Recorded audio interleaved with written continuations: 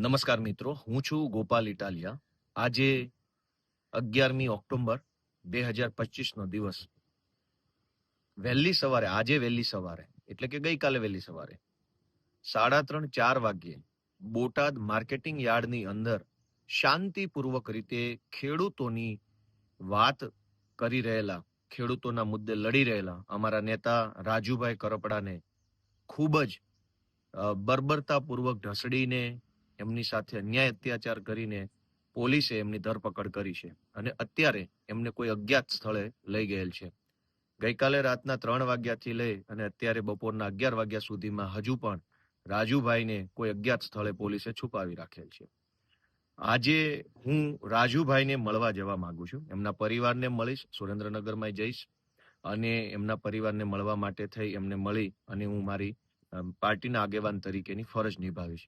પણ દોસ્તો, આપણે એ વિચારવું પડશે કે આ ઘટના બની શા માટે. બોટાદના માર્કેટિંગ યાર્ડમાં કડદો કરવામાં આવે છે. એ જરાક કાઠિયાવાડી શબ્દ છે. કડદો એટલે શું? કોઈ ખેડૂત પોતાના ખેતરમાં પાકેલો માલ, એ ચાહે કપાસ પાક્યો હોય, ચાહે મગફળી પાકી હોય કે ચાહે કંઈ પણ પાક્યું હોય, એ વેચવા માટે થઈ એગ્રીકલ્ચરલ માર્કેટ એટલે કે APMC, agricultural product market committee, જેને આપણે માર્કેટિંગ યાર્ડ કહીએ છીએ, ખેડૂત પોતાનો માલ વેચવા માર્કેટિંગ યાર્ડમાં જાય. ખેડૂત પોતે પોતાના ગામથી 20-30 કિલોમીટર દૂરથી ટ્રેક્ટર ભરીને કે આઈસર ભરીને કે કોઈ સાધનમાં માલ ભરીને માર્કેટિંગ યાર્ડમાં વેચવા જાય. એ વખતે એના માલમાંથી સેમ્પલ લેવામાં આવે કે આ ખરીદી કરનાર વ્યક્તિ એનું સેમ્પલ લે છે. ખેડૂતોનું એવું કહેવું છે કે તમને જેમ મરજી પડે, જેમ ફાવે, જેમ યોગ્ય લાગે તેમ સેમ્પલ લઈ લો. 10 સેમ્પલ લેવા હોય તો 10 લ્યો, 50 લેવા હોય તો 50 લ્યો. પણ એક વખત જે સેમ્પલ ફાઇનલ થયું અને સેમ્પલના આધાર ઉપર જે ભાવ નક્કી થયો, ધારો કે કપાસનું સેમ્પલ લેવામાં આવ્યું, 10 સેમ્પલો લીધા, 10 સેમ્પલ ચેક કર્યા પછી એવું નક્કી થયું કે આ કપાસ 1400 રૂપિયામાં ખરીદવામાં આવશે. તો 1400 રૂપિયામાં ખરીદવાનું નક્કી થઈ ગયું. મૌખિક રીતે નક્કી થયા પછી શું કરવામાં આવે છે? ખેડૂતને એમ કહેવામાં આવે છે કે તમે માર્કેટિંગ યાર્ડમાંથી તમારો કપાસ અમારી ફેક્ટરી ઉપર, અમારા જીન ઉપર કે અમારું ગોડાઉન ઉપર ત્યાં તમે તમારા ખર્ચે નાખી આવો.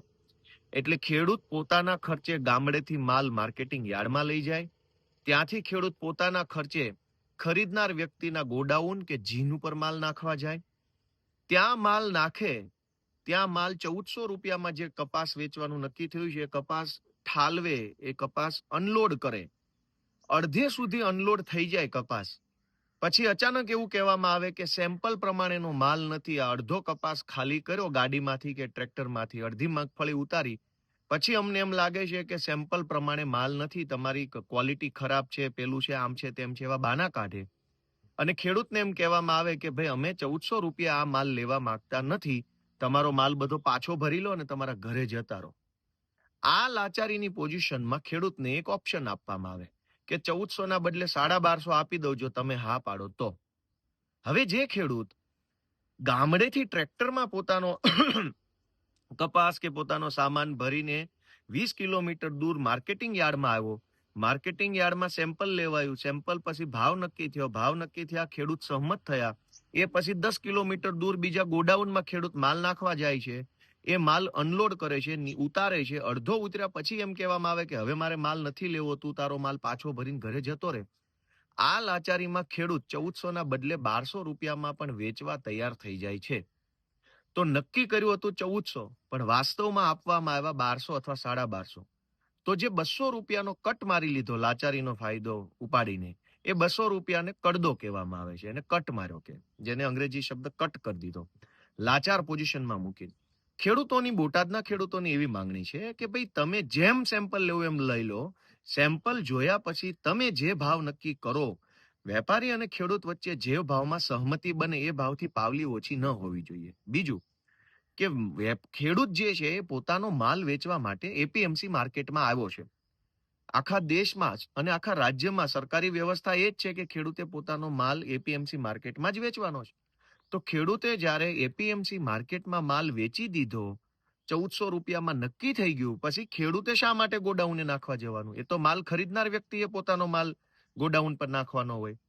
ખરીદનાર વ્યક્તિ, હવે હું કોઈ કપડાના શોરૂમ પર કપડાં ખરીદવા જાઉં અને હું 3,000 રૂપિયાના કપડાં ખરીદું અને પછી હું એમ કહું કપડાના શોરૂમના માલિકને કે હવે આ કપડાં મારા ઘરે પહોંચાડી દેજો, મારે અહીંથી હજુ બારગામ જવાનું છે, તો એ કેવી રીતે પહોંચાડે? હું અમદાવાદમાં કોઈ શોરૂમમાંથી 4 જોડી કપડાં લઉં અને બિલ ચૂકવ્યા પછી હું એમ કહું કે આ કપડાં સુરત મારા ઘરે તમે પહોંચાડી દેજો, તો એ કેવી રીતે શક્ય છે? એ તો જેણે ખરીદ્યું છે એણે જ લઈને જવાનું છે. તો ગઈકાલે 2 માંગણી આધારે એપીએમસીમાં ખેડૂતોના સમર્થનમાં રાજુભાઈ કરપડાએ કાર્યક્રમ કર્યો શાંતિપૂર્વક રીતે. અને આમાં કશું જ ખોટું નથી.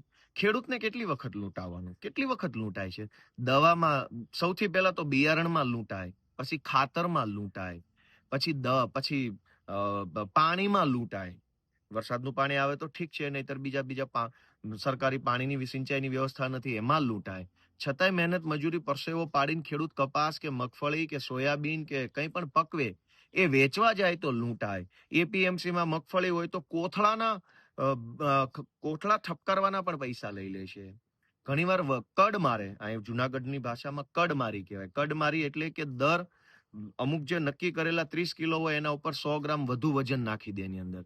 દર 30 કિલો એ કે જે કાંઈ એનું માપ નક્કી કર્યું હોય એના ઉપર 100-200 ગ્રામ વધુ વજન ખેંચી લે જ્યારે ખેડૂતના ખેત પેદાશનો તોલ માપ થતો હોય ત્યારે. તો એક પગલે ખેડૂતને લૂંટવામાં આવે છે ગુજરાતમાં. અને આ લૂંટનો તમામ માલ ભાજપના કમલમ કાર્યાલયો બનાવવામાં ભાજપના નેતાઓના ખિસ્સા સુધી પહોંચે છે. અને એટલે જ જ્યારે અમે ખેડૂતો માટે લડીએ ત્યારે ભાજપવાળા પોલીસ મોકલે છે, મારામારી કરે છે, ઢળે છે, ડિટેન કરે છે, જેલમાં પૂરી દે છે. કેમ ભાઈ? ખેડૂતના કપાસમાં કડદો ન થવો જોઈએ, ખેડૂતની મગફળીમાં કડ ન મારવો જોઈએ, ખેડૂતની સાથે અન્યાય ન થવો જોઈએ, એમ વાત આ ખેતી પ્રધાન દેશમાં બોલવાથી ગુનો કેમ બની જાય છે?